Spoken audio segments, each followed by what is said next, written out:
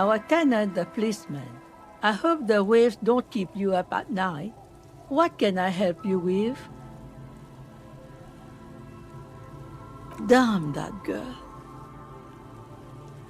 And without anger, a long and harsh life has taught her not to buckle under pressure. But you didn't put it there, did you? She did. Gone and hid things in there? She's usually a good tenant, and not a stupid one either. Yes, I let my room to that Ruby girl. As I've done before when she's been in trouble or just looking for solitude. I've made it clear, we welcome all kinds of people here. She came last Friday, left on Monday in a hurry. What has she gotten herself into, that girl? That's for the police to find out. Right then, please answer each question to the best of your ability. I'm sure we have a few. Yes, early with the dogs, around 8 o'clock, I think. She probably heard the Lieutenant's Kanema drive by, and it woke her up, just like it did you. Yes. That is a downside of having a 130 kilowatt engine. It lets the bad guys know when you are coming. I cleaned it, like I always do. No. The truth, sire. She's good company. Knows how to talk to an old woman. At my age, you don't get a lot of quality conversation. So I really appreciate that about her. Did she talk to you much during her last stay? No, she was mostly silent this time, kept to herself. She tried not to let it show, but I could tell she hadn't come to fish.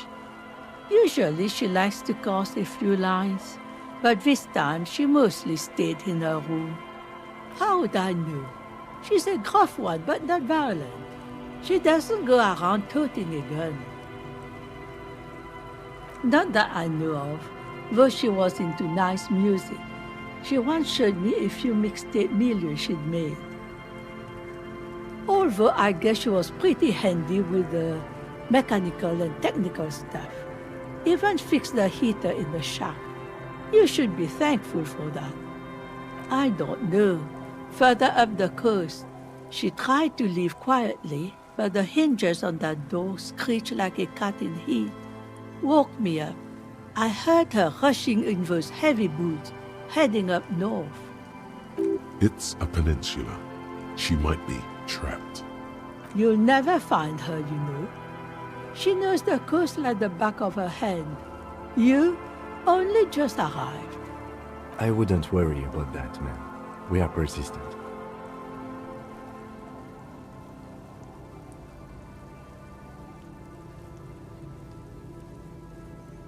Are you sure you would rather stay here?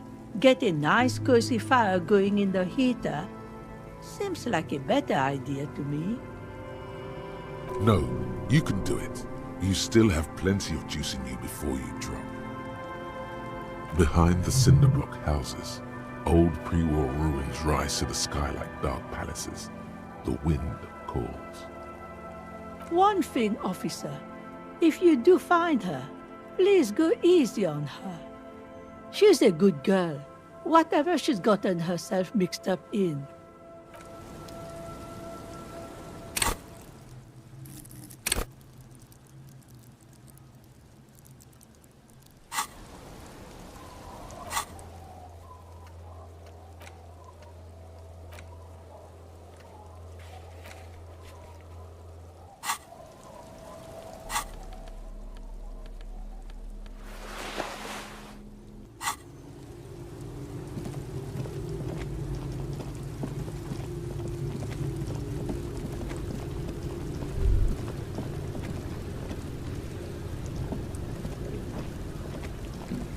I'll just keep the cord Elysium in the channel, if that's okay. It's too shallow near the pier. Aye, ma'am. And it's a jetty, by the way. Of course. Jetty. I prefer a good jetty to a pier any day. Jetty. Something about the way she says it makes you want to sing. Hello, detectives. It's good to see you here. I only just arrived myself. What brings you here, madame? Nothing, really. I've had my eye on this jetty for weeks now, so I decided to investigate it personally. This cluster of buildings isn't on any of the official maps, as far as I can tell. That. And she's also keeping an eye on you. Spying has such a negative connotation. I did track your progress along the coast, however, and decided I would be better able to assist you from here. Then there's the matter of that little scamp in old lady clothes. She threatened to paint the cordelate she read. Like blood, you see. Well, I like it the way it is. White. How do I like it? Water drips down eaves of Eternite. The jetty below her feet creaks to the tune. The smell of salt and dog shit in the background. It's pornographically poor. The street has no name, all the men are dead or missing. And is that the carcass of a motor carriage over there? I'm surprised that woman hasn't put me to the sword yet. Maybe she will. Dark eyes survey the coast leading up to Martinez. Dull grey metal rests in her scabbard. A sword. The wind is too loud for her to hear. Fortunately for you, madame, the RCM is on the scene. All right. Politics time. Let's react. She could easily just... Do you know how they discovered this place? No, they're in Celindian, Isola. Well, your condition has left you no worse off than most of these people. The literacy rate is around 45% west of the river. 50 years of occupation have left these people in an oblivion of poverty. It's a pity. Most of these people will never know what this place means. This island of matter, or why they were ferried over in the first place. Remind me to tell you one day. For now, how can I assist you in this new location? Godspeed, detectives. Thank you, ma'am. Do keep an eye on your boat.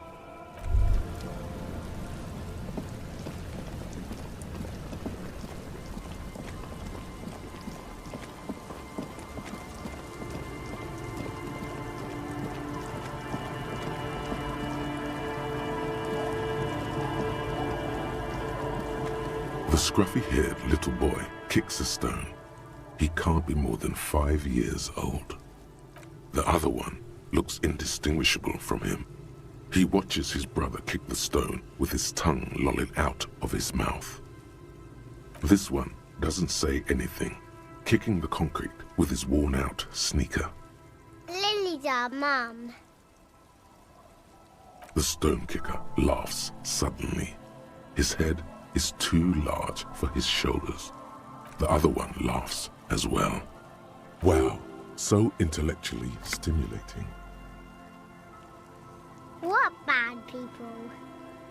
I don't think questioning 4-year-olds without their parents present is gonna crack the case.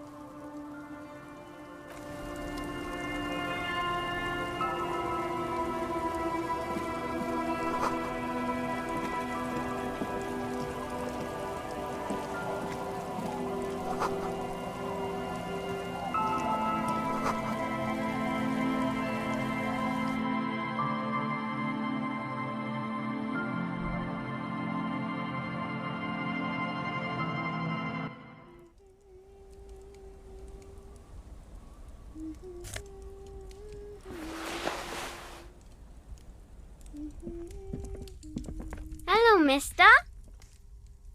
She clutches a small stuffed animal. Occasionally, she twirls it around.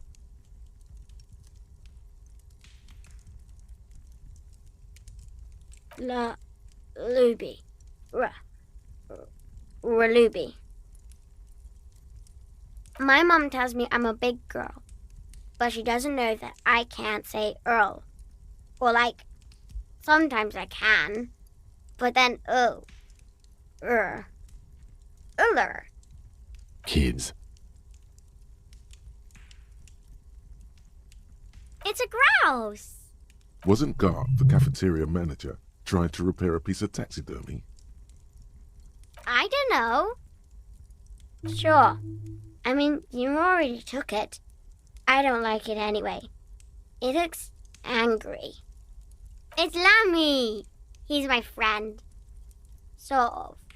Like... Lambie is a stuffed lamb that, admittedly, has seen better days. One of the eye buttons is missing, and the fur is tattered in several parts. Yes. Very soft. Isn't he soft? Bye!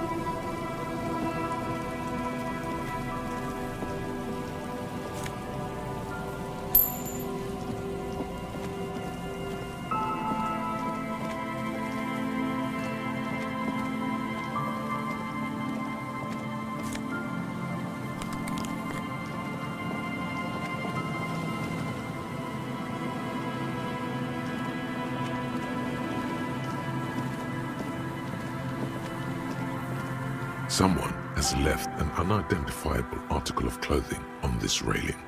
It smells really bad. It's streaked with dried seagull shit and tangled with pieces of seaweed. A dangling arm suggests that there might be a jacket beneath the crust of filth. It seems likely that it was left in the surf until someone laid it out on this fence to dry out. Unfortunately, that just seems to have stiffened it into a shapeless mass. Please tell me you're not taking that with you. It's a guano-encrusted jacket, and you're already carrying around enough as it is.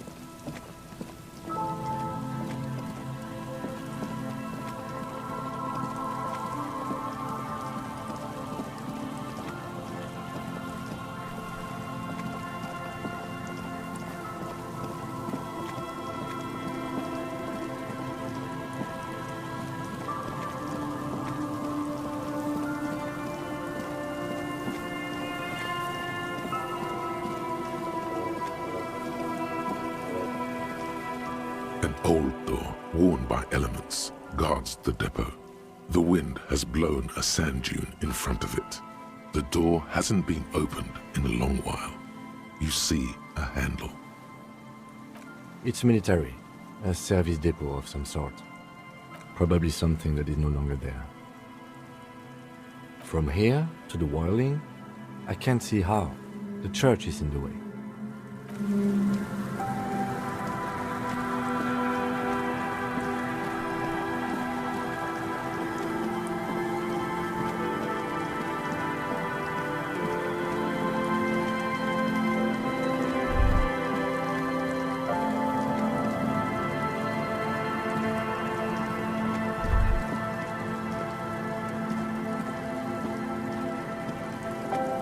Heavy wooden doors, more than twice your height, stand shut in front of you. The rectangular sea-worn ornamentation appears in stark contrast to the padlock, carelessly drilled into the wood. The carving on the door is block-like and angular, like the church itself. Two large beams shoot downwards, sinking into the wood before they reach the threshold. The surface is smooth from the wind, but moist to the touch. This cheap-looking padlock is sturdily built. It shackles together a hasp and a staple screwed into the wooden door. The lock is adorned with a yellow sticker. It'll be easier to break the staple than the lock. Also, that sticker is interesting. So, you see a yellow circle with two X's and a big curve below them that looks like a mouth. You're pretty sure you haven't seen it before, but what the symbol depicts is clear enough. A smiling dead guy. The curve makes it smile, and the X's make it dead. There is something blindingly modern about this symbol. Its modernness puts to shame everything you've seen before. It's the contrast between the cheery, chemical yellow and the rigor mortis. As if the cheery guy didn't know he was dead, or the dead guy didn't care that he was. Either way, you get the sense the forces of future are at work here. He takes off his glasses and uses a blue handkerchief to thoroughly wipe them clean before inspecting the sticker. Then he looks up, pauses, and replies. No. Looks like a dead man smiling. Suggests junior delinquency. For Revachol Z the moral intern defined junior delinquents as minors between the ages of 10 and 16 who have committed an act in violation of the law. These acts aren't called crimes as they would be for adults. Crimes committed by minors are called delinquent acts. This was part of your officer's exams. I haven't seen that sticker before, and I'm not a youth. That level of conceptual thinking is not part of my skill set. The padlock passes through a staple that's been hastily attached to the wood. Closer inspection reveals that one of the screws is not a screw at all, but a nail. The work has been done recently and is unprofessional, to say the least. Should you want to get through, it might be easier to just pry the whole thing off. Yes, there's a toolbox in the kinema. But maybe we should circle the building and look for another way in first. The building has seen enough mistreatment. Can you hear the pulsing bass underneath the wind? A sure sign of junior delinquency, somewhere east of here. There's something on the sea ice there. Nothing happens, only the sound of the padlock rattling against the door. I don't think that's going to work. Do you think our suspect is hiding inside?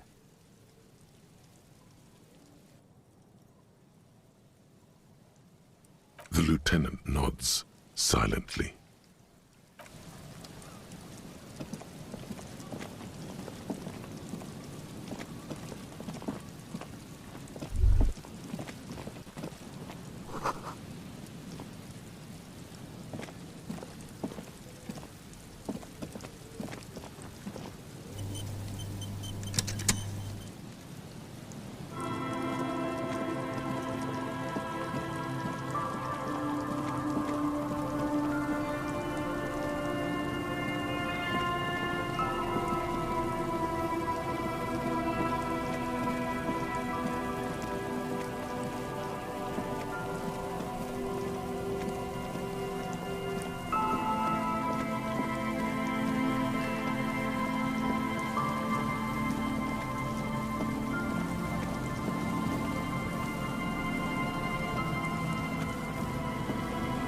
And Mikhail noticed the windows, especially with how there are no windows on the south side.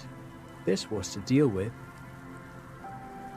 You officers, come to investigate the historic subtext of West Martinez? I'm Tran Heilostam.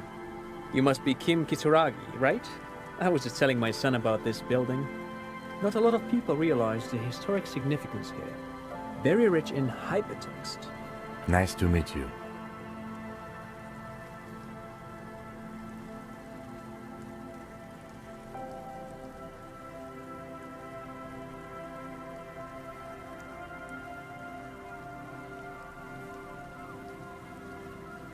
No, I can't say that we've met before, but I've heard of Kim, of course.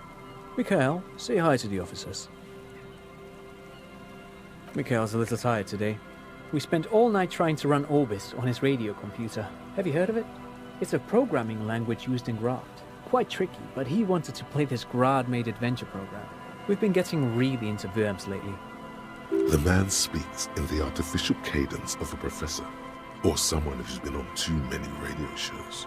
But I assume you're not here for giant worms when there are so many real things to see. Just as I was telling Mikhail before, this is where the Coalition landed in '08. We could be standing on what is the most interesting landmark in Revachol West. Wow, get a load of this guy. He really enjoys his trivia. The Orbis programming language was named after its inventor, Victor Orbis, a cybernetician from Grad. They run Vox in the Occidental countries. No, I'm afraid I can't help you with this one, officer. It's just a regular day off for me and Mikhail here. So you haven't seen anyone around? No, I'm sorry. As I said, this is just a day off. We just arrived anyway. He's telling the truth. He hasn't seen anyone. Aha! But it's not just any empty old building. What not a lot of people know is, this used to be the R&D department of Felt Electrical. And Felt, which now sells ink cartridges mostly, was once a top dog in the turn-of-the-century cybernetics boom. It looks old and weathered, with seagulls picking apart its stone and metal carcass. Bushy undergrowth has taken hold of the collapsed rooftop. Some kind of bird has set up a nest on a broken windowsill. That's not surprising. Only a vestigial ink cartridge and ferrotape manufacturer remains. They started out as a midway electronics outfit in Königstein 2 centuries ago. After an aggressive move to Revachol, Feld became a global player in the emerging personal electronics market of the pre-revolutionary era. Still, Tricentennial was beating them in business machines. But Feld had an ace up their sleeve, or should I say they were developing an ace up their sleeve. I'm mixing my metaphors here. It was here in Martinez, possibly in this very building, that they developed prototypes for a tape computer. An elegant folding mechanism of rollers and ferrotape ribbons, portable enough to be a take-it-home solution, revolutionizing business machines, possibly even bring them to the average consumer. Which is a feat of engineering even today's giants, Rehm, ICN and ZAM, haven't achieved yet. He assumes something like a combat stance, facing the wind. Indeed. What? The revolution! Unfortunately, their moonshot project never made it to the market. Feld's move to Revachol backfired. The revolutionary government liquefied their assets and expropriated those very advanced prototypes. Possibly from this very building, or one of the adjacent ruins. All of this was built by Feld, even the boardwalk. Wild Pines built Martinez proper as a resort for their middle management. Feld built this side of town for R&D. But of course, what else? No, thanks to you for having me and little Mikhail here to pick your brain. A very interesting conversation indeed. Pick your brain? If anything, this was rather one-sided. He did the talking. Whatever.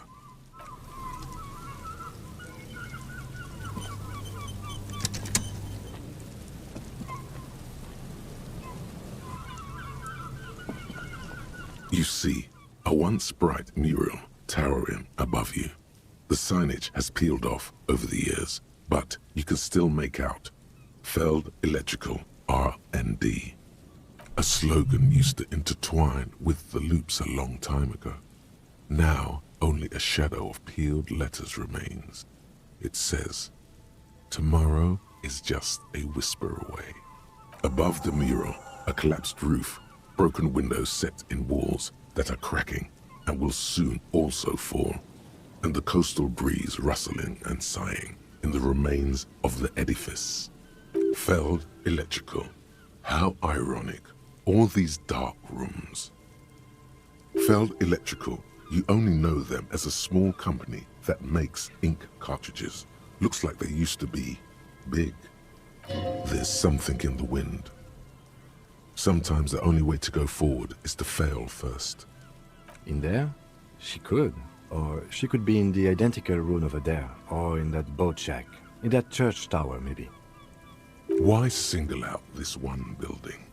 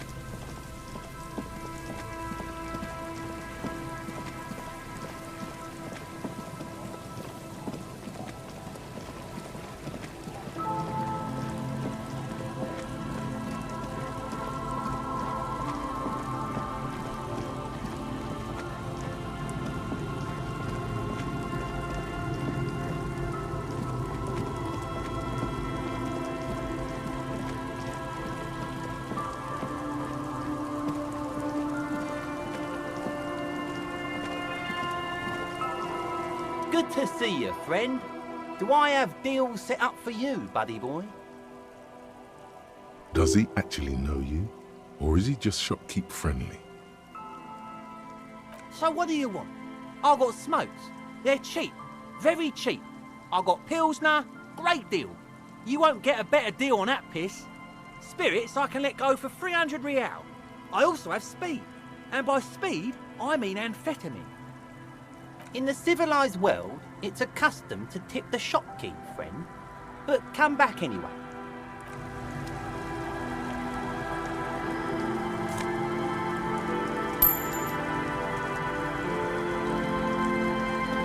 Hey, tequila! Good to see you. How's business? How's the whole reality situation treating you? So what's happening? Yeah, Tequila Sunset. How are the, high-concept, reality-based adventures proceeding? He says it like it's obviously your name. Like you call someone Billy Brunel or leader of the 4th Street gang.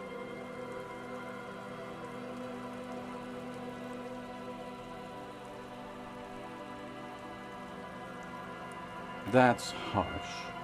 I'm like 3 or maybe 4 years into mine. Wait, no. Make it 5. Things aren't going super well for Idiot Doom Spiral either. Haven't found those keys yet, haven't won that great piece of ass back. No word from my business buddies. Idiot Doom Spiral, huh? This is bound to be a good, high-concept conversation. I can't really remember seeing any women after losing my keys. It's a touchy topic. He hasn't got laid in ages. He really has no idea who this Ruby is, sire. We are saving the world. Please! Please don't go! Don't go! Okay, we're drinking. We're drinking alcohol. That's what we're doing. I tried to save the world once, a long time ago, with enterprise, creativity, and willpower. But that didn't work out. So now, it's a pirate's life for me. It's you. You're Tequila Sunset. We've met before. Don't you remember? No, you sure don't. Aha. Do you want to know how Tequila Sunset came to be? Let me take a sip to moisten up my chords. Tequila Sunset rolled into Martinez last Friday, and by Tequila Sunset, I mean you. The man, the myth. Hey, let's not jump ahead of ourselves. This is your story. Stop interrupting. You got here on Friday to solve a case, hoping to be the early bird who gets the worm. And by the worm, I mean the buzz. Because as far as I know, all you did was get piss drunk. Word on the street is you went around the local hostel telling people that you're a police officer, and that it would be really fucked up if you shot yourself in the head right in front of them. That's pretty high concept, if you ask me. It is. The lieutenant's brow is furrowed. He's listening as casually as he can. It was a late Saturday night when we, the Union of Moribund Alcoholics, were getting our drink on. Nothing remarkable about this. We get our drink on 24/7. Makes everything warm and glowy. I trust you know the feeling. One moment we hear the sound of a motor carriage revving up somewhere on the plaza, followed by a series of dings and bangs. Do you remember the sound of wood cracking? The billboard? Naturally, loud noises pique the interest of anybody owning a pair of ears. That's just the reality we're in. Anyway, there was a brief silence, a gasp of silence, if you will, followed by a real commotion. We heard the carriage careening towards the coast at top speed. Sounded like someone jumped the canal. We grabbed our brewskis and rushed to the jetty. Never underestimate the speed of an alcoholic. What we saw was a sight to behold. A beat-up police carriage containing you. Right there on the beach. You revved the engine and screamed at the top of your lungs, "The time hath come!" So, naturally, being the curious cat I am, I asked what time hath come. To which you replied, "The time hath come for Tequila Sunset, the end of all things!" Your reality contracted. You jammed the pedal, plowed right off the jetty, and through the ice. We ran towards the ice, whilst you crawled your way out, miraculously unhurt, covered in seaweed and shit, like some kind of sea monster. When we finally got there, you were sitting on the beach crying. You said that your badge and uniform were in the car. It was too late to get in there, though. The carriage had sunk too deep. Recognizing a brother in need, we offered our condolences and invited you to party with us, which you naturally agreed to. We asked about the whole Tequila Sunset thing, and you told us it was your name now and insisted that we all call you that from then on. Yeah, I agree. Hours. It was an all-night drink-a-thon. Then, at some point, I think it was Sunday morning, you got belligerent and wanted to talk about Revacholian women. How they're beautiful and also whores and so on. How one of them fucked you real bad.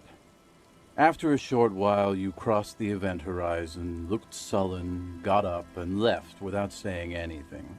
Wow, that's quite a story. Yeah, I bet Tequila's a fucking legend around the precinct. You must be proud to work with him. If you only knew. It's a hard thing for a man to confront his past. That's why I avoid mine at all costs. You too, Tequila Sunset.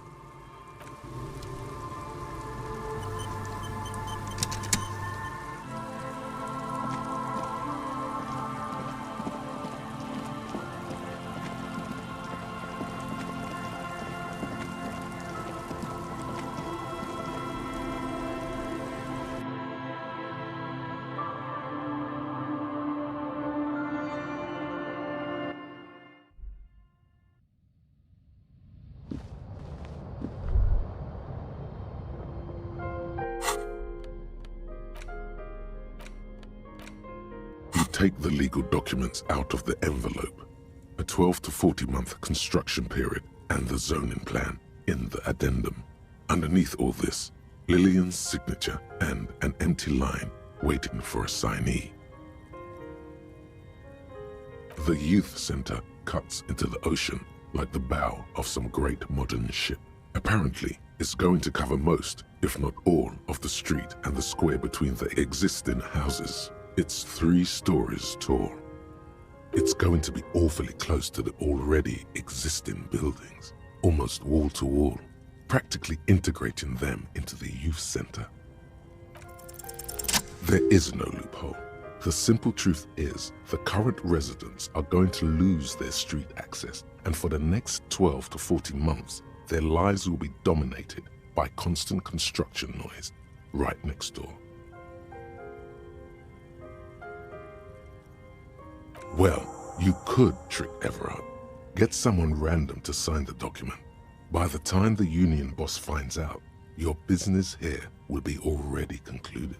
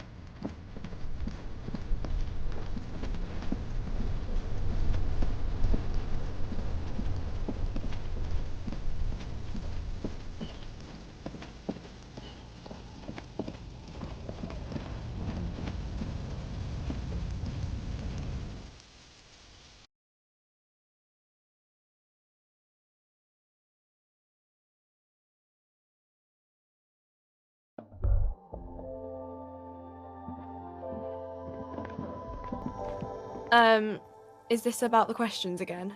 Because I don't really know anything.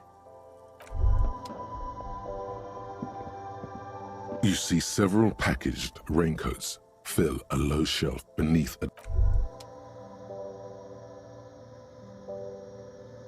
a small cabinet on the wall is filled with various medicine bottles, nasal sprays, and blister packs.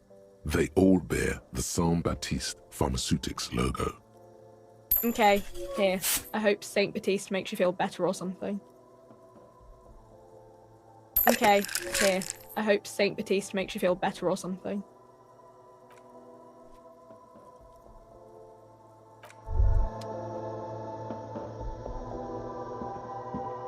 A colorful display of the bottles there, in that dark green glass, all in vain. The great flowing river of warmth, wine, alcohol, beer, alcohol, love, alcohol. The beauty, the truth, the poetry of it all. I'm obliged to inform you that both alcohol and cigarettes damage your health, but I guess you already know that.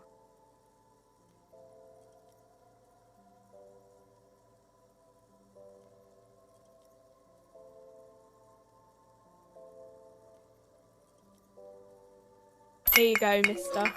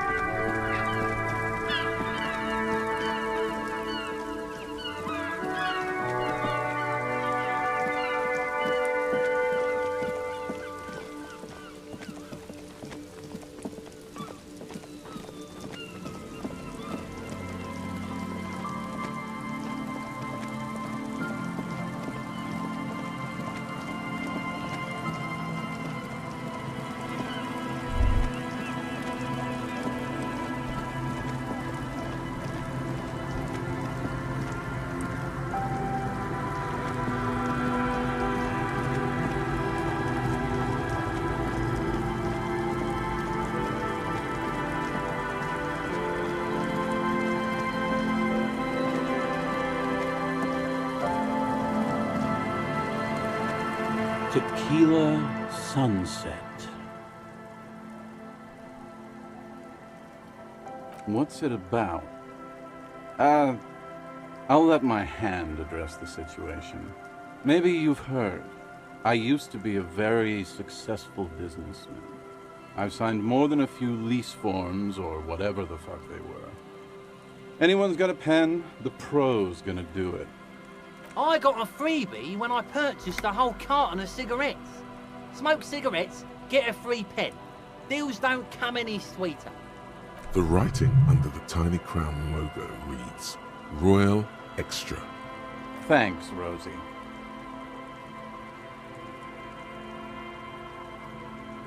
Glad to have been of assistance. After all this time, I feel like I've made a difference. Don't call Abigail! Thank you for your help. Should we go and mail this? I think I saw a mailbox on the platter. Okay, what's on your mind? Whoop-de-doo. So now I'm a fucking storyteller. Right, why not? Better than a beach bum. It depends, really. Are you willing to help me out? You might get scammed here. Booze! Did you already forget our party? The thing I relayed to you earlier. So, have you got anything for good old idiot Doom Spiral? A bottle for a story. Seems fair to me. Classy. Hey, Spiral Boy, you gonna share that? Don't call Abigail! Shut up, guys. I'm telling a story here. Something happened to you. Something happened to me, too. My actual name is George. But around here, you already know. I was once a reasonably high net worth individual. A founder/junior partner at a high concept creative services agency. When my story begins, I had just landed a major contract with an insurance firm. I used the profits from my agency to finance what I called a cultural incubator. Abstract value generation, value per person, high concept stuff. I developed the paradigm, worked within the paradigm, but the burden of leadership weighed heavily on me. So I went jogging every so often to keep myself sane. It did. With my trusty Sansarique tracksuit, I felt like I could conquer the world. But now dreams are worn thin, much like my tracksuit. One day I left on my evening run. As you may know, it's impossible to clear your head when you're distracted by the sound of keys jangling in your pockets. His eyes are clouded. His dilated blood vessels encircling his irises like stinging brambles. His eyes are your eyes. So I removed the key ring and put the keys for the front gate and the apartment into different pockets to stop the jangling, you see? At least, that was the plan. I was halfway done with my usual lap when it started to rain. The reality situation became very wet, very quickly. I made my way back home and discovered that I didn't have the key to the front gate. I'd mixed it up with the key to the letterbox, which was useless. Naturally, the situation required me to climb over the gate, which I did. There was no climbing down because I slipped and landed on my ass. Ouch, indeed. Reality was looking rather grim just then. Me lying on my ass in a mud pit in the middle of a heavy shower. But when life knocked me down, I always got up. So I made my way across the yard. Standing in front of my apartment door, fumbling with my pockets, I realized that I'd also forgotten my apartment key. I rang my neighbors' buzzers. It was late, and most of them didn't even answer. Those who did assumed I was trying to sell them something and hung up before I could even explain the situation. People are naturally wary of ad men, you see. One moment someone chats you up, 5 minutes later you've bought a box of edible lingerie and a strap-on. I don't begrudge them, especially since I was known to be one of the best. Just then I experienced a moment of clarity. I still had the key to my office. I could wait out the storm there. But when I reached my office, I remembered that I'd asked one of my producers to change the locks that day. And since I hired only the best, he'd already done it, and I couldn't get in. Anyway, long story short, life spiraled out of control. I haven't gotten into my apartment for years, and my girlfriend left me because she didn't want to date a homeless man. The company, well, you see where I'm going with this. So, now you've heard my tragic tale. What do you think? Like nothing you've ever heard, huh? Yeah, maybe I've exaggerated certain parts over the years. When you tell a story too often, it begins to take on a life of its own. But what matters is that it's true to my subjective experience. Anyway, that was all the story one bottle gets you. Almost empty, this one. Truly, he has the soul of an artist. I do. But as you can see, my fuel tank is running quite low, if you catch my drift. Then I can't keep on telling the stories.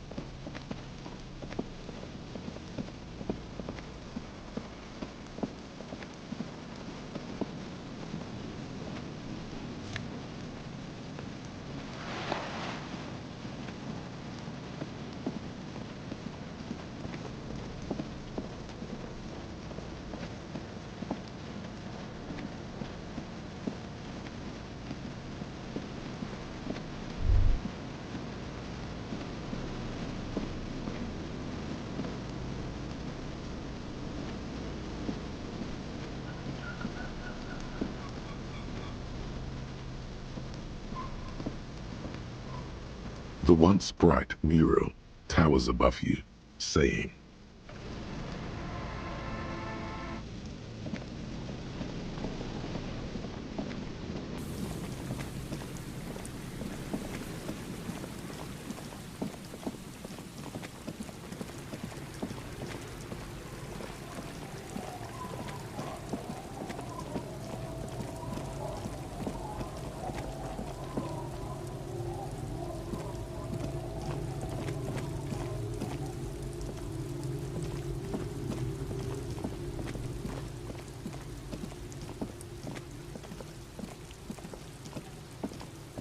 Tequila sunset.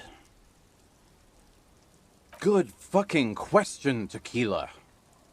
If I knew the answer, you think I'd be hanging out on a beach in this formerly premium but now extremely dirty two-piece lycra tracksuit?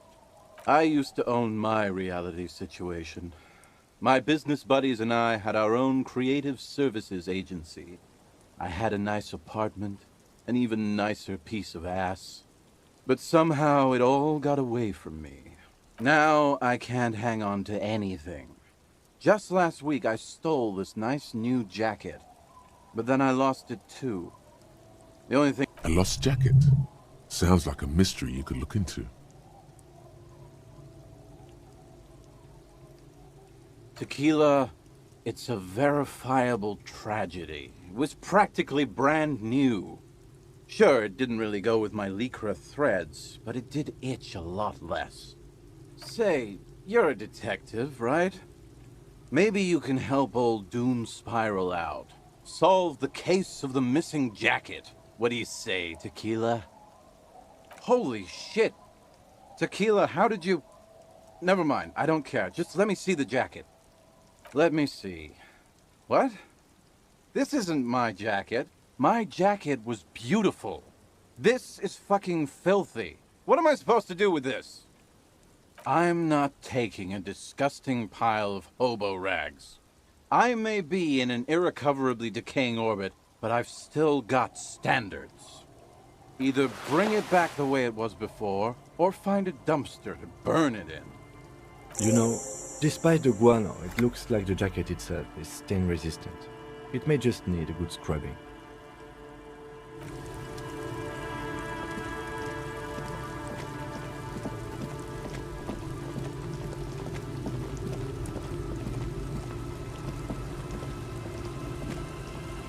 Our tenant, the policeman.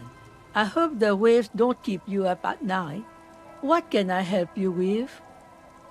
I can wash it for you, but it's going to take about a half an hour. Think you can stay put for that long? I could use a breather. It's been another track and field day.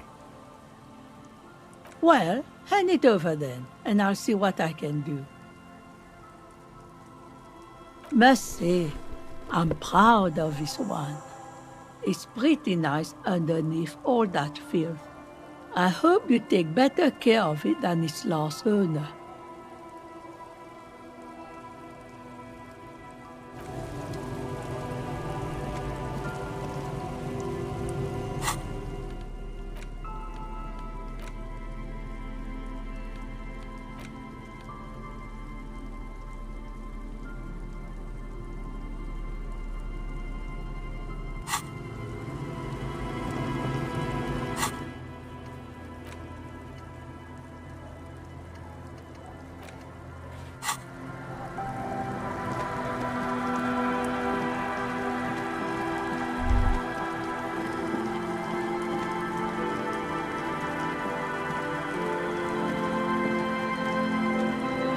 Tequila sunset.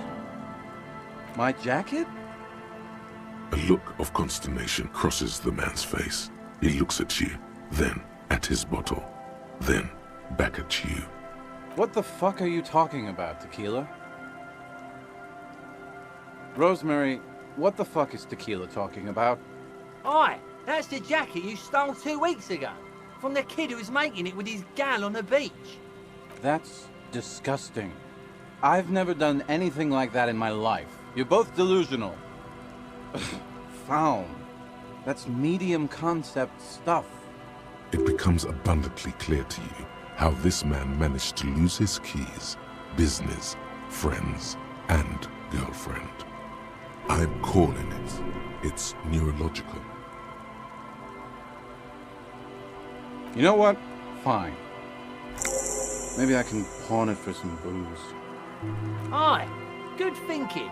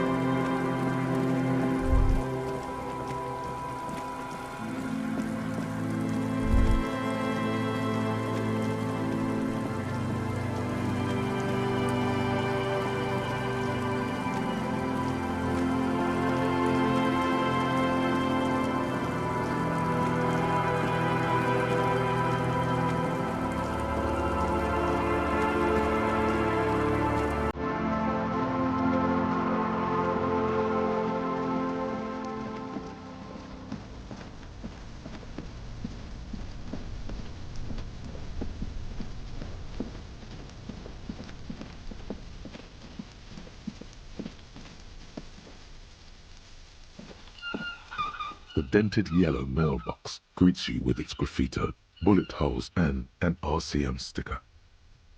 You drop the white envelope in the darkness. It lands with a soft thud on what sounds like a couple of letters. About a week's worth of mail as collected in there. They'll empty this very soon. Probably did the right thing. You can't trust that slug, Everard. You know he's going to play you somehow. All right, let's go back to Everard. If we don't mention anything to him, he won't know before it's too late.